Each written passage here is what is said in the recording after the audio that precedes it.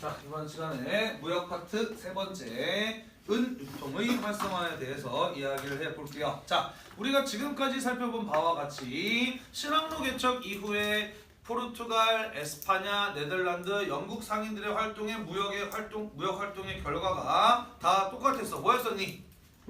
결국 은이 중국으로 흘러 들어갔다라는 거예요. 그죠? 이번 시간에 배울 내용은 뭐냐면은 왜 중국으로 은이 흘러 들어갔느냐에 대해서 그 이유에 대해서 같이 한번 이야기를 해볼 것이에요. 자, 첫 번째 명나라 청나라는 밑줄 칩시다. 은본위 경제체제가 확립되었어요. 자, 은본위 경제체제란 무엇이냐? 그것은 은이 화폐의 기본 단위인 경제체제를 가지고 은본위 경제체제라고 이야기를 합니다. 다시 말해서 금이나 구리 같은 것들을 화폐로 사용하긴 하지만 어쨌든 제일 기본이 되는 화폐는 은이다. 모든 국가의 경제적 가치를 일단 은의 가치로 환산하는 경제체제, 우리는 그것을 가지고 은본위 경제체제라고 이야기를 한다는 것이에요. 자, 그런데 이 은본위 경제체제가 확립되기 위한, 또 유지되기 위한 굉장히 중요한 조건이 있어. 그게 바로 무엇일까? 사람들이 그 많은 중국 사람들이 은을 가지고 물건을 사고 팔고 가치를 매기고 하려면은 어떤 조건이 필요할까? 그렇지. 그것은 바로 은이 많이 있어야 그 사람들이 전부 다 돈으로 쓰고 또 재산으로 그냥 쌓아두고 할 거 아니에요. 그죠? 은 보유량이 많아야 한다라는 것이죠. 자, 그런데 중국의 경우에는 은 생산량이 많지 않은 국가였어. 그지? 그러다 보니까 자신들이 필요로 하는 은을 대부분 어떻게 했던 거예요? 외국과의 교역을 통해서 확보하고자 했던 것이죠. 자, 같이 한번 살펴봅시다. 배경.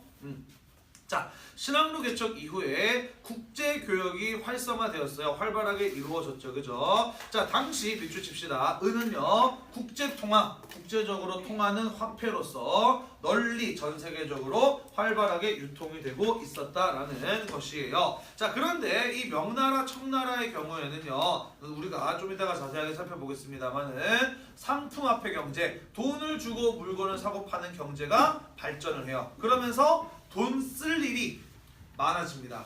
뿐만 아니라 밑줄 칩시다. 나라에서는 세금을 뭘로 내라고 했느냐? 은으로 내라고 했어요. 그게 바로 조세의 은납화예요.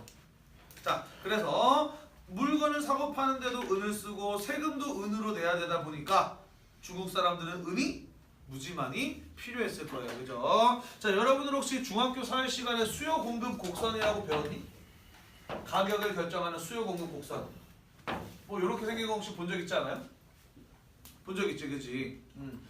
공급이 증가하면 가격은, 물건 파는 사람들이 많아지면 가격은 떨어지게 되고, 그죠? 수요가 증가하면, 물건을 필요로 하는 사람들이 많아지게 되면 가격은 올라가게 돼 있어요. 그죠? 그게 이제 수요 공급 그래프잖아요. 그치? 자, 지금 중국 사람들 물건을 사고 파는데도 은을 써야 되지만 세금을 내는 데에도 은을 써야 돼요. 따라서 중국 내에서 밑줄 칩시다. 은의 수요가 어떻게 되었다? 명청대를 거치면서 매우 증가하게 되었다라는 거예요. 수요가 증가하면 무엇이 올라간다? 가격도 올라간다라고 이야기를 했어. 그지? 자, 그러다 보니까 명나라, 청나라의 은값이 매우 비싸졌던 거예요. 얼마나? 뭐라고 써있니? 유럽의 2배 가까이 비싸졌던 것입니다. 그죠? 자, 요런 거 하나 써놓을까요?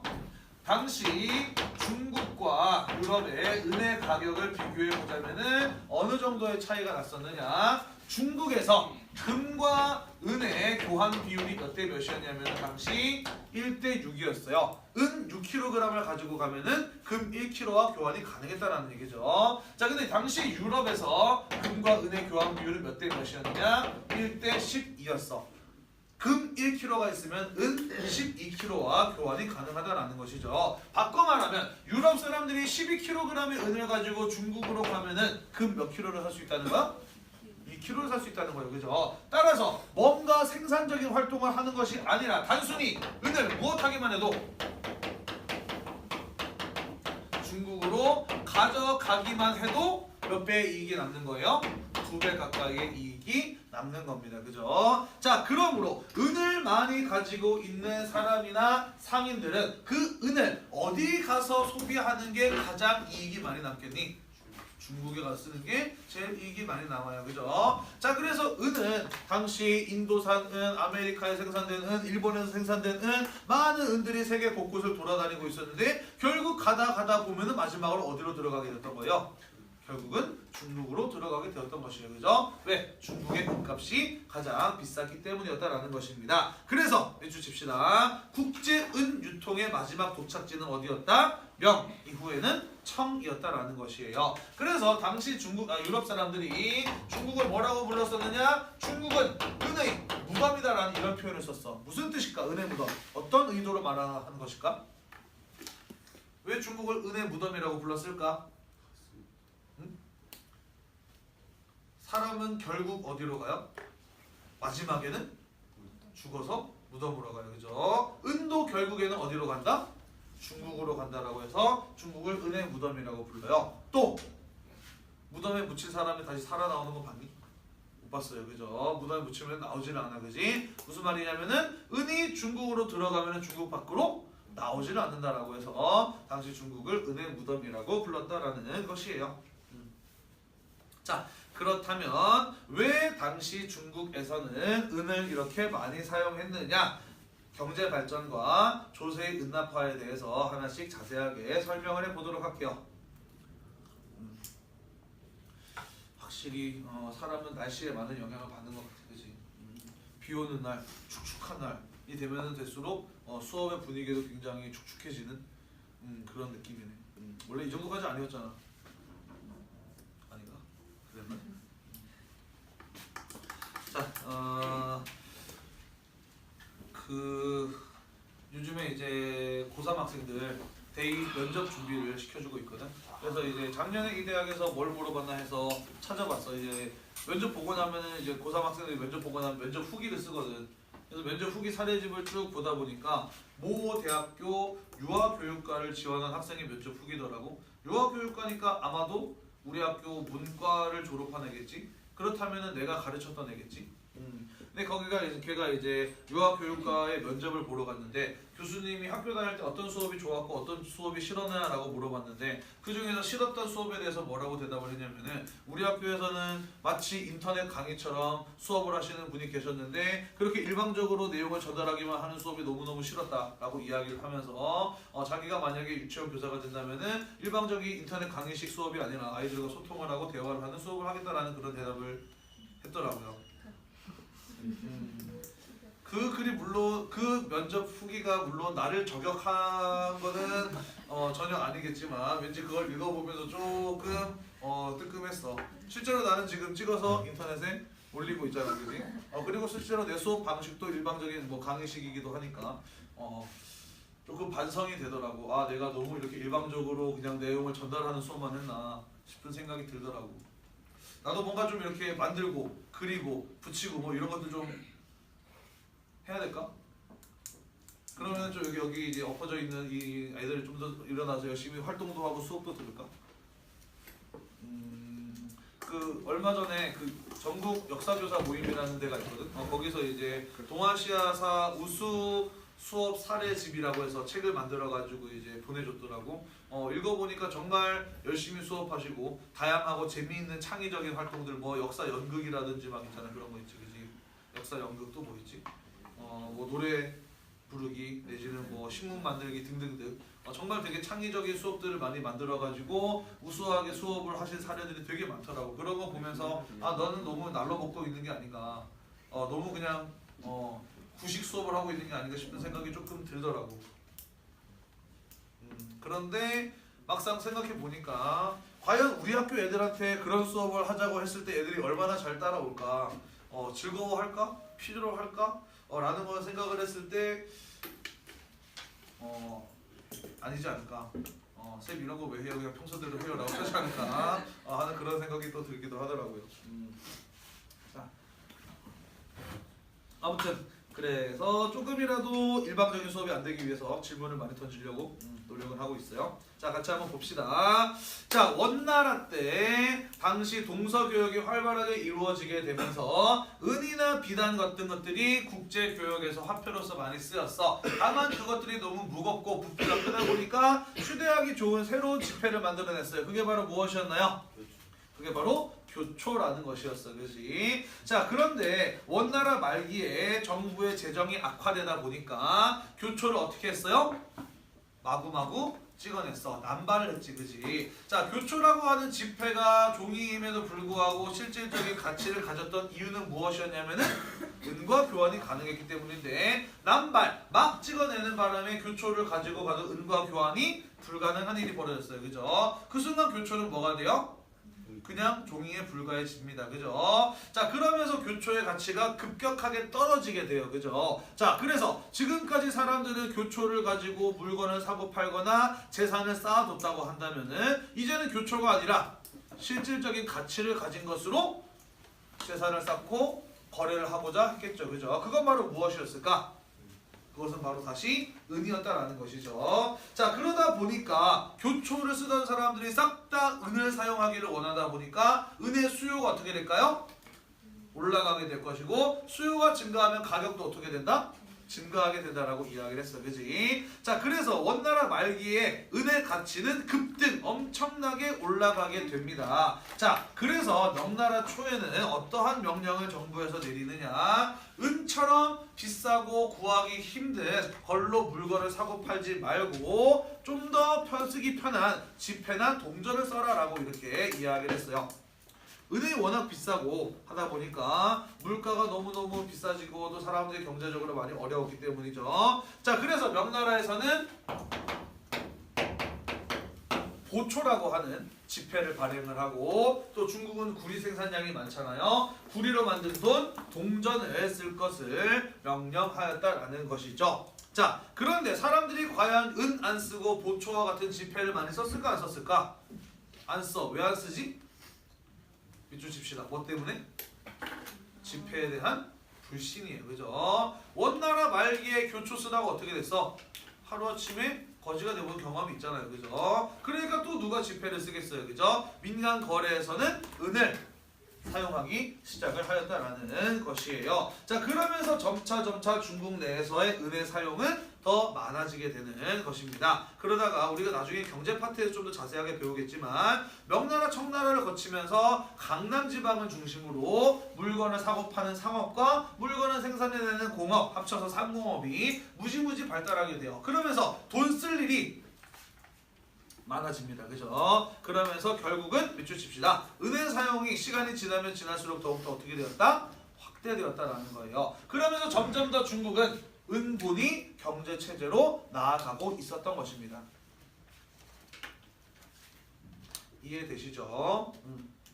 자, 거기에 결정타를 먹은 게 바로 조세의 은납화예요. 세금을 은으로 내게 하니까 물건을 사고 팔 일이 없는 사람조차도 세금은 내야 되잖아. 그지? 그러니까 중국의 모든 사람들이 다 은을 구해야만 하는 상황이었던 거예요. 그죠? 그러니까 당연히 은의 수요가 어떻게 돼?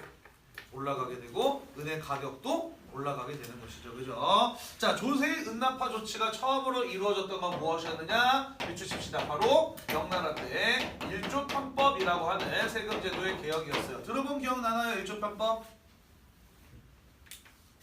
누구에 의해서 실시된 개혁이었지? 그렇죠.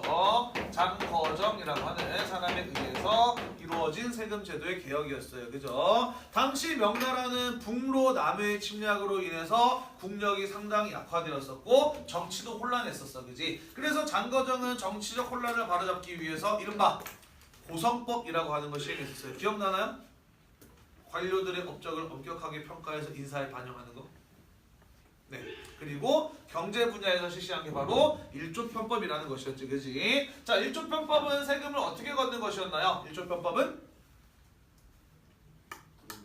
내가 분명히 중간고사에도 나오지만 기말고사에도 또 나올 거라고 얘기했었는데 괜찮아요. 일방적으로 이렇게 강의 수업을 하니까 시험 끝나고 나면 다 까먹는 거잖아. 그지? 너희들 잘못이 아니야. 내 잘못이지. 그지? 자, 일조편법이란 무엇이었느냐? 그 이전에 복잡한 여러 가지 종류의 세금을 딱 두 개로 통합해서 무엇과 무엇? 그렇죠. 땅에다 부과되는 지세와 성인 남성에게 부과되는 정세로 단순화시켰어요. 그죠? 그리고 세금을 뭘로 내게 했어?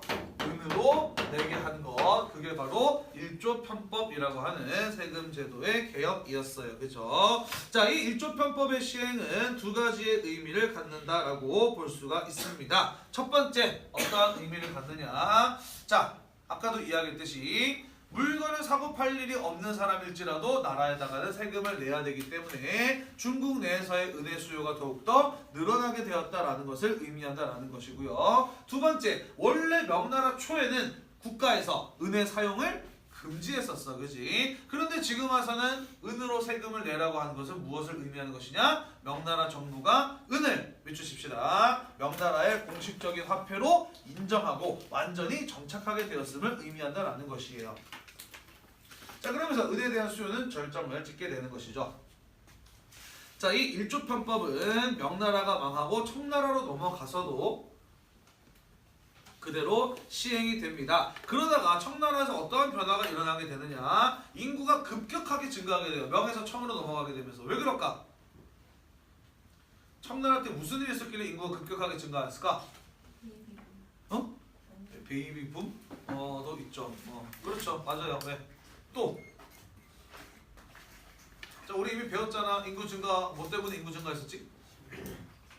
그렇죠. 감자, 고구마, 옥수수 같은 구황작물이 들어와서 식량 생산이 확대되면서 인구도 증가했어요. 그죠? 뿐만 아니라 뭐 이런 것들이 있어. 사실 청나라 같은 경우에는 명청교체 이후에 아편전쟁 전까지 거의 200년 동안 매우 평화롭고 번영이 이루었던 시기였어요. 전쟁이 딱히 없다 보니까 사람 죽을 일이 없어요. 인구는 나날이 증가했던 것이죠. 뿐만 아니라 의학기술의 발달 등에 힘입어서 사망률이 낮아지게 되면서 인구도 증가를 하게 됩니다. 자, 이건 되게 긍정적인 현상이잖아. 그치? 그런데 어떤 부작용이 일어나게 되느냐? 땅의 크기는 그대로인데 인구가 늘어났단 말이야. 어떤 사람들이 생기느냐? 땅의 크기는 그대로인데 인구가 늘어나서 어떤 일이 벌어질까? 땅이 없는 사람. 농업 국가에서 생산 수단인 토지를 갖지 못하는 사람들이 증가하게 되었다라는 거예요. 우리는 그런 사람들을 세 글자로 뭐라고 그러느냐? 무산자라고 이야기를 합니다. 자, 생산 수단을 가지고 있지 못하는 사람, 돈벌이가 없는 사람한테 세금 매길 수 있을까 없을까? 없어요.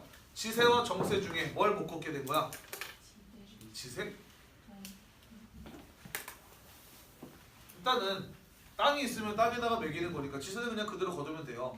문제는 땅도 없고 생계수단이 없는 사람한테 성인 남성이니까 세금을 내 라고 하는 것은 무리가 있었다는 거죠. 이해가 안 돼?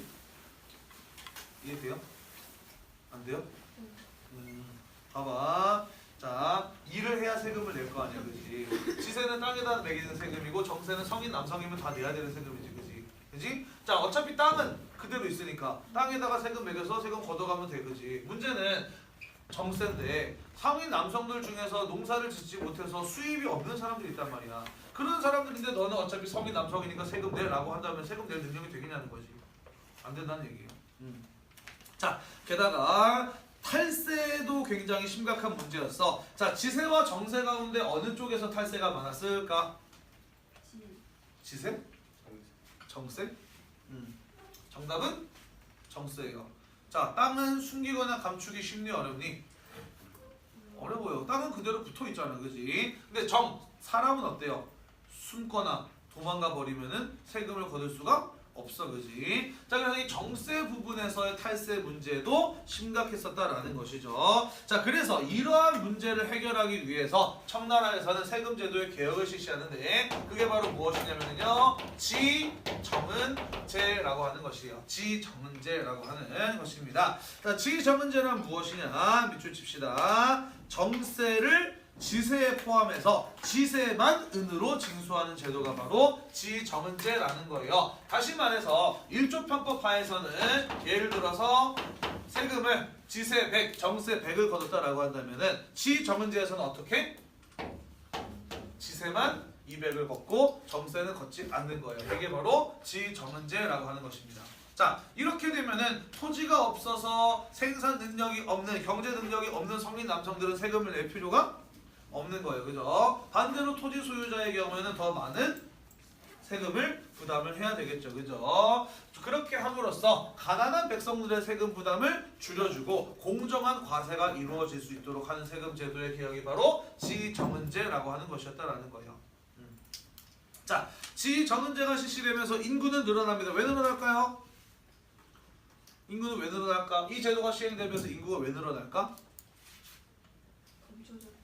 맞아요. 지금까지 정세 내기 싫어서 숨어서 도망다니고 또 감춰져 있던 사람들이 나타납니다. 그러면서 통계적으로 인구가 증가하게 되죠. 나아가서 자식을 많이 낳는다고 해서 이제 더 이상 세금 많이 낼 일이 없어요. 그죠? 자식 낳는데 부담을 느끼지 않으니까 인구도 증가를 하게 되는 것이죠. 탈세를 방지하기 때문에 세금 수입 또한 어떻게 되는 거예요? 증가하게 되는 것이죠. 그죠? 자, 그래서 경제가 발전하면서 은 사용이 확대되고 세금을 은으로 내게 하면서 은의 사용량이 더욱더 늘어나게 되면서 은의 수요 또한 올라가게 되고 은의 가치 또한 올라가게 되면서 중국의 은값이 유럽의 2배 가까이가 된 결과 세계 각국을 떠돌아다니던 은이 결국에는 중국으로 흘러들어가게 되었다라는 그런 얘기예요. 이해되십니까? 네. 배고파. 보자 2교시인데 벌써 배고파. 3교시 끝나고 밥 먹으니까 좋은 점은 배고픔이 짧아져서 좋아요. 안 좋은 점은 오후가 너무 길어. 밥 먹고 났는데도 계속 수업이 있다는 그런 느낌.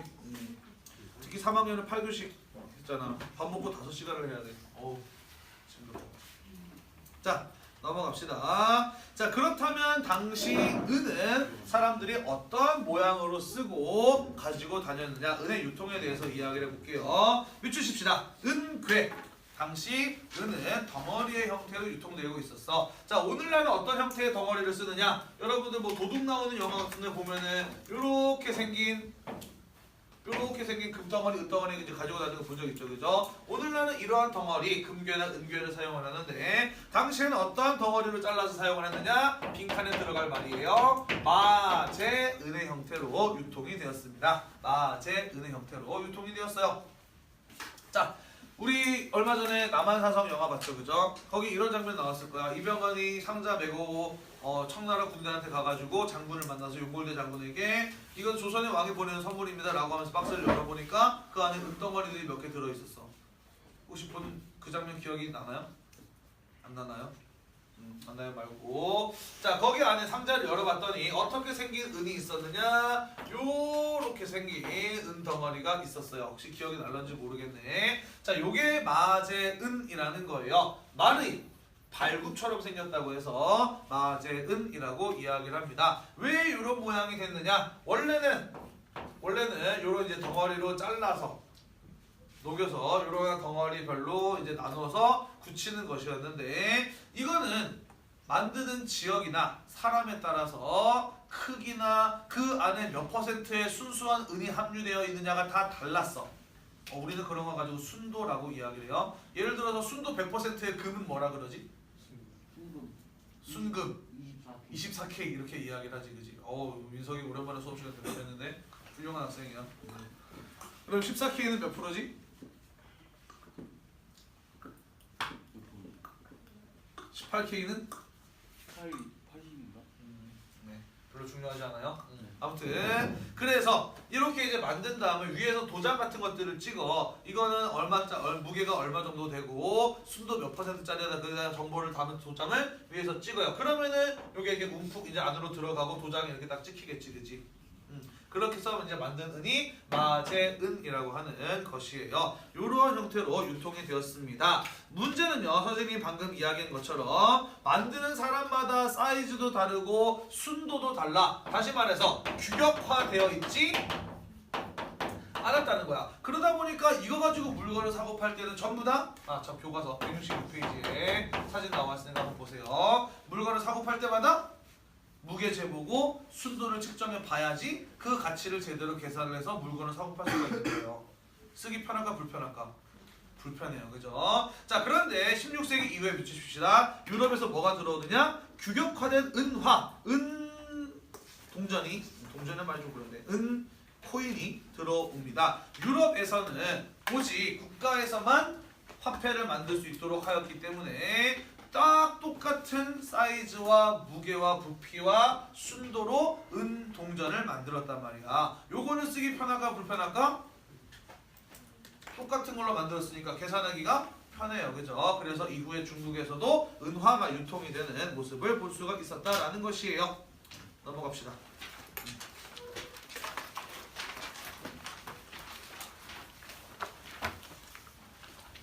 네, 요즘에 쌤이 허리가 안 좋아요. 그 병원에 갔더니 엑스레이 찍어봤더니 척추 측만증이었어. 처음에는 디스크인 줄 알았는데 디스크가 아닌 게 참 다행인데. 갔더니 엑스레이 찍어봤더니 허리가 척추가 이렇게 S자로 폈고 골반이 이렇게 이제 오른쪽이 위로 올라갔더라고. 왜 그랬을까 곰곰이 생각해 봤는데 선생님이 다리 꼬는 걸 되게 좋아하거든. 앉을 때도 이렇게 다리를 꼬고 앉고 심지어 잘 때도 다리 꼬고 자요.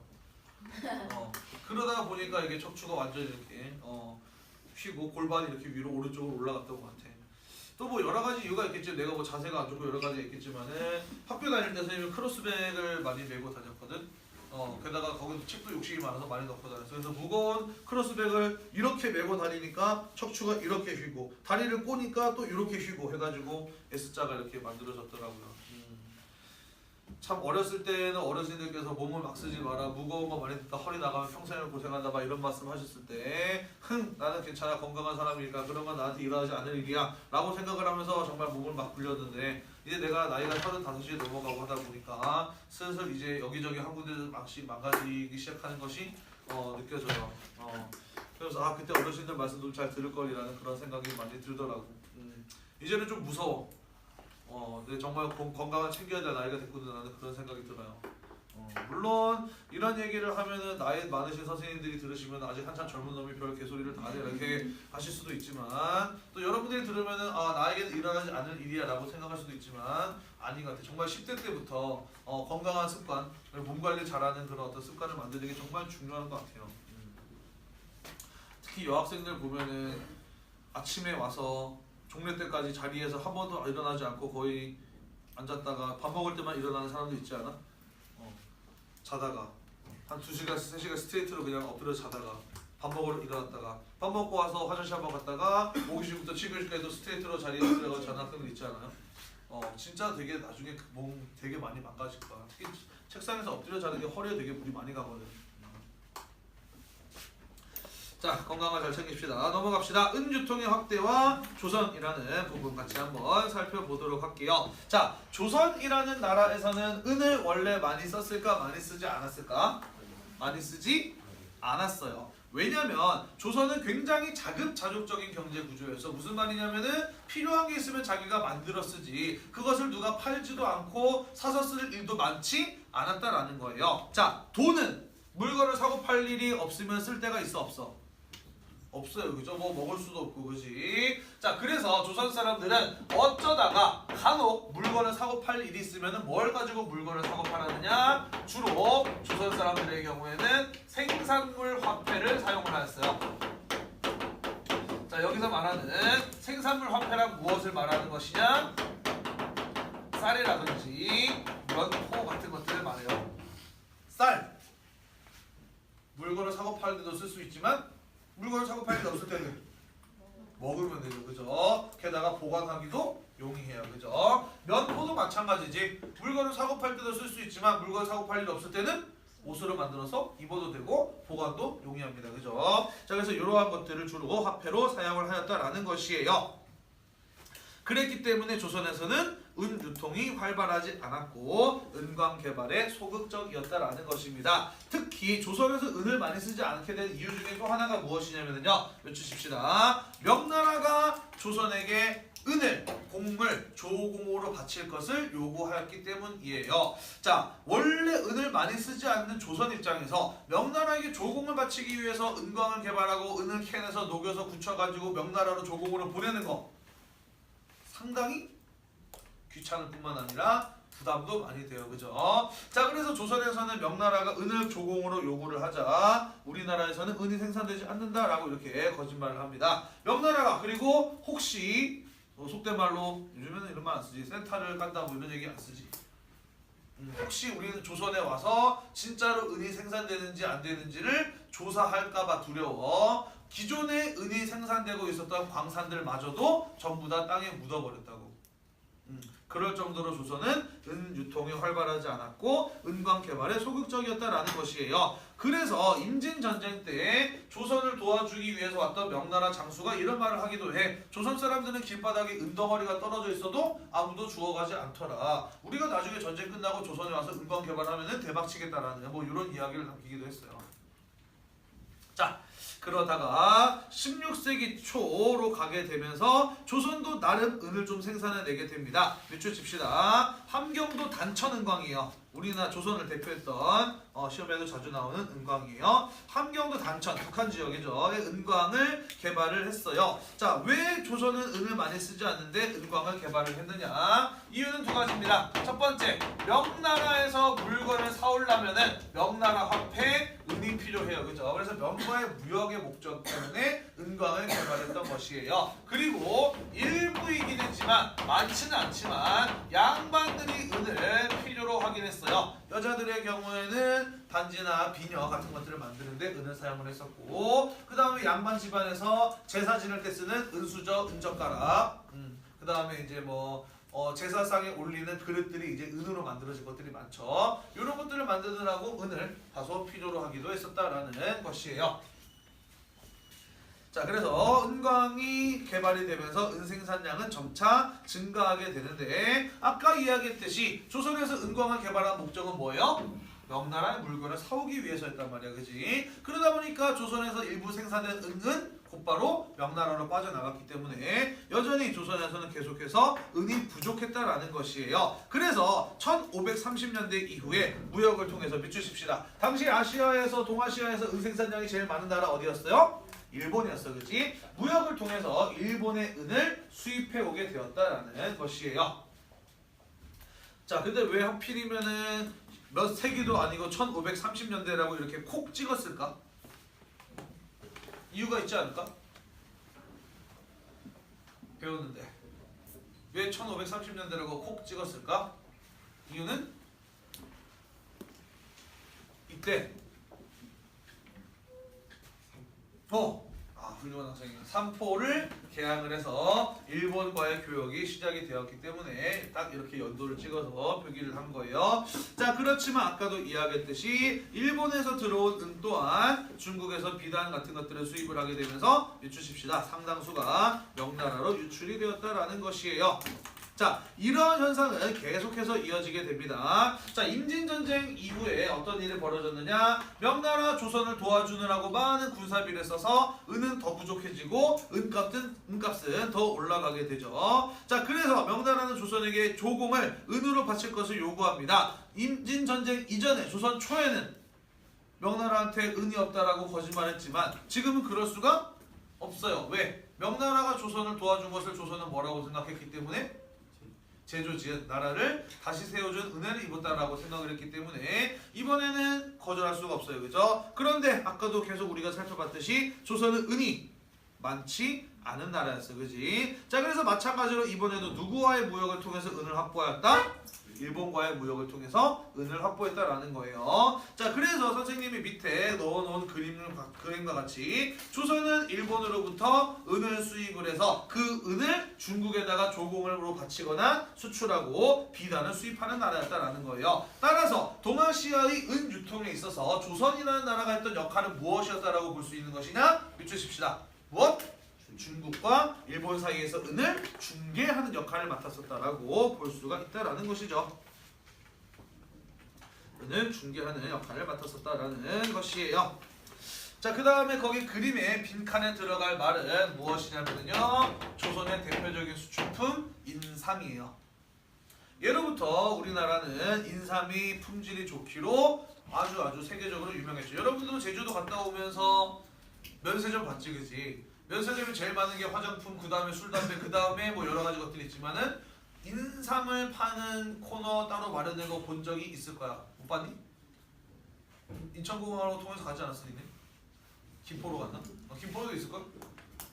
네, 아무튼 인삼은 우리나라의 대표적인 수출품이에요. 특히 일본에서는 인삼이 만병통치약으로 알려져서 굉장히 인기가 많았어. 그래서 값도 무지무지 비쌌어요. 일본에서 조선 인삼 600g이 은 25kg하고 거래가 됐다라고 하는 자료를 본 것 같은데, 그래서 일본에서는 이런 얘기가 또 이제 떠돌아다니기도 했어. 어떤 사람이 죽을 병에 걸렸는데 전 재산을 털어가지고 빚도 엄청 많이 져가지고 조선 인삼을 사서 죽을 병에 걸렸다가 나았어. 그런데 다 낫고 나니까 돈도 없고 빚이 많아서 빚쟁이들한테 시달리다가 결국 스트레스를 받아서 스스로 목매달아 죽었다라는 뭐 그런 웃지 못할 이야기들도 전해질 만큼 일본에서는 이 조선 인삼에 대한 인기가 굉장히 많았어요. 자, 그래서 일본에서는 요거 일본 밑에다 요거 하나 써놓읍시다. 인삼 대왕 고은이라고 하는 것을 만들기도 했어요. 자, 인삼 대왕 고은이라고 하는 것은 무엇이냐면은요, 일본에서 인기가 많은 조선의 인삼을 수입하기 위한 전용으로 만든 은덩어리 은괴요. 그 청나라 사람들이 은을 많이 가져나가게 되면서 에도막부에서는 은 유출을 줄이기 위해서 순도가 낮은, 은의 함량이 낮은 은괴를 많이 만들었어. 그랬더니 조선에서는 이렇게 함량 낮은 은 받고서는 인삼 팔지 못한다라고 이렇게 나와요. 그래서 조선 인삼을 수입하기 위한 특별히 은에 대한 은의 순도가 상당히 높은 은괴를 만들었으니 그게 바로 인삼 대왕 고은이라는 것이고, 요거를 보면은 여러분들이 뭘 떠올리면 되느냐? 일본에서 조선으로 은이 이동했구나라는 거를 여러분들이 기억을 해두시면 되겠어요. 됐나요? 자, 그래서 17세기 후반까지 조선은 은 중개 역할을 계속하고요. 청나라가 해금령이 해제되고 난 이후에 직접 교역으로 조선의 역할은 점차 축소되었습니다. 그래서 오늘 우리가 배운 것은 무엇이냐? 자, 중국에서 원래 중국에서 은을 많이 썼어요, 그죠? 그러다 보니까 그 어떤 중국의 은 사용이 원래 은을 많이 쓰지 않았던 다른 동아시아 국가들 전체로 은의 사용이 확대되었다라는 것을 이번 시간에 배운 겁니다. 그 중에서도 특히 원래 은 사용이 많지 않았던 조선에서도 중국의 영향을 받아서 은의 사용이 증가하게 되었다라는 것이죠. 자, 수고하셨고, 우리가 다음 주 첫 시간이 언제지? 다음 주 첫 시간이 월요일 7교시인가요? 네, 월요일 7교시에 수행평가 보도록 하겠습니다. 월요일 7교시에 문제는 다음 시간에 미리 알려드릴게요. 월요일 7교시 수행평가요.